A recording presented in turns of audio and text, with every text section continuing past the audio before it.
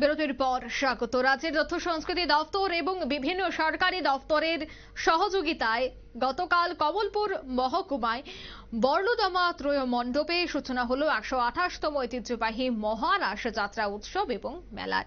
এদিন 8টায় বর্লুদমা বিমল সিংহ মুক্ত মঞ্চে প্রদীপ প্রজ্বলন করে মেলার উদ্বোধন করেন রাজ্যের মৎস্য প্রাণী সম্পদ বিকাশ দপ্তরের মন্ত্রী সুধাংশু দাস। উপস্থিত ছিলেন বিধায়ক মনোজ কান্তি দেব সহ অন্যান্যরা। অনুষ্ঠানে স্বাগত ভাষণ দেন কমলপুর মহকুমা শাসক জি শরৎ নায়েক। মহারাস উৎসব এবং মেলা উদ্বোধনের আগে প্রদীপ প্রজ্বলনের মাধ্যমে একটি র্যালি বের করা হয়। বর্লুদমার ত্রয় মণ্ডপের বিভিন্ন পথ পরিক্রমা করে বিমল সিংহ মুক্ত মঞ্চে সমাপ্ত হয়। তবে সে বিষয়ে কি বলছেন মন্ত্রী শোনাচ্ছি। এই রাস উৎসব এবং মেলা আগামী 5 দিন এই এলাকার প্রত্যেকটা মানুষের শাস্ত্রীয় এবং ধর্মীয় এই দুই পদ্ধতি বিচারধারাকে সমৃদ্ধ করবে, মানুষের মধ্যে আন্তরিকতা বৃদ্ধি পাবে।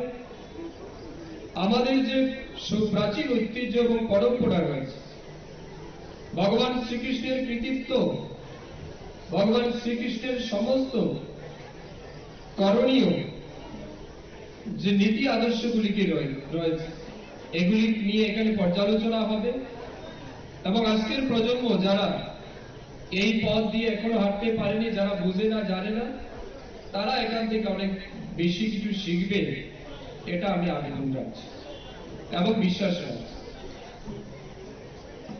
ধর্ম শব্দের অর্থ কি? আমরা যারা ধর্মপ্রাণ মানুষ আছি, ভারতবর্ষ এমন একটা দেশ, আমরা জানি বৈচিত্র্যের মধ্যে অক্ষর। এটাই একমাত্র দেশ প্রত্যেক 100 কিলোমিটার দূরে দূরে আলাদা আলাদা ধর্মের মানুষ, আলাদা আলাদা কথা বলার মানুষ, ভাষাভাষীর মানুষ আমরা দেখতে পাই। প্রত্যেক 100 কিলোমিটার অন্তর অন্তর আমাদের সংস্কৃতি কালচার পরিবর্তন হয়েছে, অর্থাৎ বহু ধর্মাবলম্বী মানুষ। আপনারা শুনলেন মন্ত্রীর বক্তব্য। তথ্য সংস্কৃতি দপ্তরের উদ্যোগে এবং অন্যান্য সরকারি দপ্তরের সহযোগিতায় এই অনুষ্ঠানের আয়োজন করা হয়। ধর্মীয় ভাবাবেগে 128তম ঐতিহ্যবাহী মহারাস যাত্রা উৎসব এবং মেলার সূচনা হয় কমলপুরের বর্লুদমা বিমল সিংহ মুক্ত মঞ্চে। প্রত্যেকের মধ্যে ছিল উৎসাহ উদ্দীপনা। এই মুহূর্তের সংবাদ এখানে শেষ করছে। আমাদের পরবর্তী নিউজ এবং আপডেট দেখার জন্য অবশ্যই চোখ রাখবেন শুধুমাত্র নিউজ ভ্যানগার্ডের পর্দায়। ধন্যবাদ।